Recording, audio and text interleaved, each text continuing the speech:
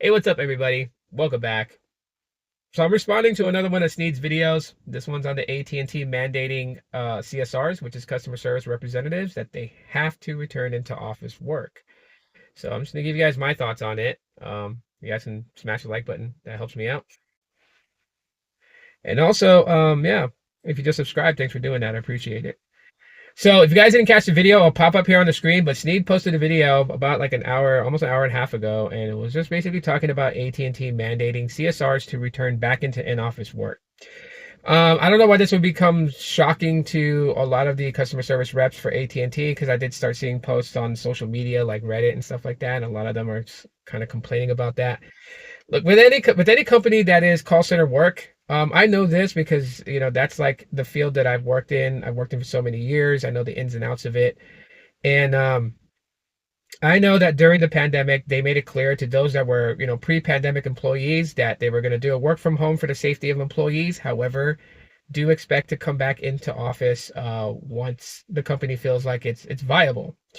So for pre-pandemic employees, that should be no surprise. To employees that were hired during the pandemic, obviously in your training, you should have been paying attention if you didn't.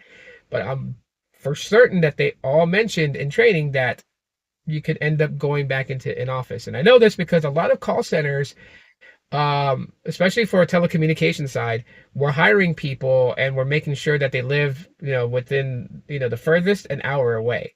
So if you were like beyond an hour away from the call center itself, they wouldn't hire you because then if they needed you to come into office for any reason, they need you to be close enough to drive in with no excuses of like that's too long of a drive or you guys need to pay me mileage for me driving out that way. Like they did what they could to avoid that. So yeah, there were other call center jobs that you could live in Arizona and the home site's based in Delaware, and they had no problem hiring you because the job would never really require you to be in office.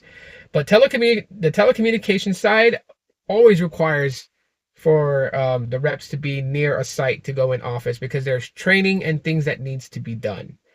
And what I mean by training is that one of the reasons that I feel like that none of these companies are sticking with work from home and they're trying to break away from that is just because they expect quality to be tip top. That's why, they have a quality control. They have somebody that listens to all these calls that the reps have with customers that are recorded and held for 90 days.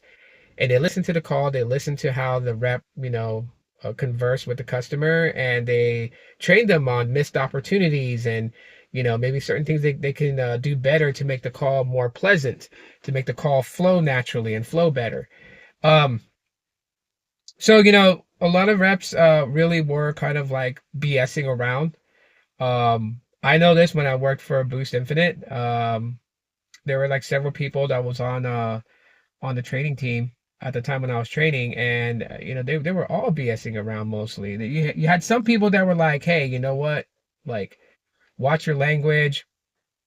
This is work. Let's be professional." I mean, we had a guy that literally was like saying that our trainer looked like the type of person that didn't get none and probably smoked weed and probably drank. No, garbage truck is around. Anyways, and he forgot to mute his microphone, so everybody in the training class on the Zoom meeting all heard it. The problem with work from home is that it's too comfortable. Like honestly, me being someone that's been in this field of work for such a long time, it would be amazing to permanently work from home because then you don't have to worry about gas to commute to work, and you don't have to worry about buying lunch because you're at home. You can make yourself something to eat for lunch and then just go back to work. The problem with it is that too many people are so relaxed that they're BSing around and not really getting their job done. They're not primarily focused on work during the work hours. That's one problem. The other problem is that there are people who are exploiting workers. They're like, oh, you work from home and you know what, like we can get this done because we need to get it done. So I mean, you can eat your lunch and continue to work, right? Not actually taking their mandated lunch break. Um, there's all these variables, and that's why companies are looking at it as it's not a permanent thing to do. Now, there are some jobs out there that are work from home, call center type work, and they don't require to be looked at with a fine tooth comb, and that's totally fine. But when it comes to the telecommunication side, yeah, they definitely look closely at that. So it deals with a lot of things, and there's a lot of rules and regulations in place that they have to abide by. You have also internal call centers and external call centers too as well. I know that for a lot of the more secure, heavier side of things, like the retention departments and stuff like that, I know those are US based. They don't ever outsource those. So, of course, they're going to be like internal sites here in the United States. Customer care, they can outsource that. Like tier one customer care could be outsourced to the Philippines. And they mostly do. It's cheaper labor. Um, and that's why you get those people that, have the thick accents and stuff like that. The fact is that AT&T wants to, or is stating that, they don't have enough office space for people. So people are going to be working in cafeterias and hallways and things like that. That's just crazy. But I've seen companies go to the extreme of things, so it doesn't surprise me.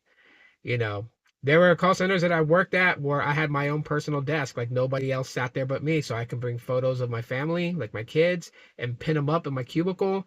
That way, I can be, reminded of why I'm working my ass off so hard. I would have Rubik's cubes and fingerboards on my desk, so if it was like a very slow day and we were barely getting calls, I could just sit at my desk and fiddle around with my fidget spinners and stuff like that. But I worked at call centers where they would tell you like, hey, don't bring anything personal because you work from like 5 in the morning until you know like 3 in the afternoon or 2 in the afternoon, and someone comes in from 2:30 to 10:30, so you guys are going to be sharing desks. They'll be using your desk. The only thing that was personable to you was your headset. That way you weren't using the same headset as somebody else. So you would have your own headset. At the end of the day, you would unplug it from the computer, wrap it up in its protective case, stick it in your backpack, take it home with you, or put it in a locker if they had lockers at the facility. So they have very weird ways that they could have, that they do things, which is doesn't surprise me that there's not enough room for them.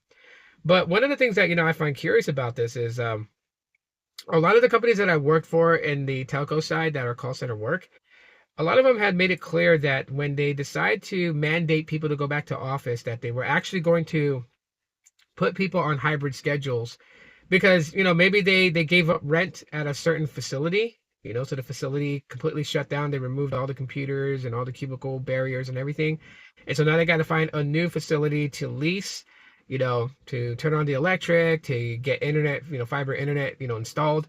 So yeah, they may not have enough space for everybody, but the whole hybrid scheduling probably would have been the best way to go, because 3 days in office, 2 days at home, and then 2 days off, that allows them to schedule people to where people will have, seating to actually sit down and do their work. I don't know if AT&T would even consider that at all whatsoever, but they should, because a lot of other companies are doing that. I know Boost Infinite was like, when they were looking for a call center here in my area, they found one in Chandler, Arizona, which was a good distance drive from where I lived at. But their thing was that everyone had to do hybrid scheduling because, until they could make sure they had enough seating for however many employees they have hired in my area, we were going to work 3 days on, 2 days off. And some of us were even, given the option to work 2 days in office, 3 days at home, and 2 days off. So that was, they had a way of doing it. And I don't know, maybe AT&T should consider that, but that is just crazy. That's just crazy for call center work, but it happens. Other people that's been in the call center pretty much knows what I'm talking about and can relate. So yeah, I just wanted to give more insight from the call center perspective with this video, and do a response to Sneed, and also tell Sneed and everybody else that watches that have a happy holidays, Merry Christmas, and I hope your guys' day is great. I am live streaming on the channel right now as I'm speaking, and that's the Santa Tracker. I'm not actually on the computer watching it or anything like that, but you know what, people, please keep it clean. I mean, yeah, I don't know. There's some people that popped in there saying some of the most dumbest things, and my kids are watching that. They don't need to be seeing those types of comments. So I'm trying to be nice and keep the comments open so anyone can comment. But if I keep seeing more of these stupid comments and Nightbot's not able to catch up with all of them, I'm just going to restrict it down to subscribers. And I really don't want to do that. But I don't know. Anyways, thanks for watching. I'm probably gonna make another short video about that ending topic more in depth. But anyways, bye.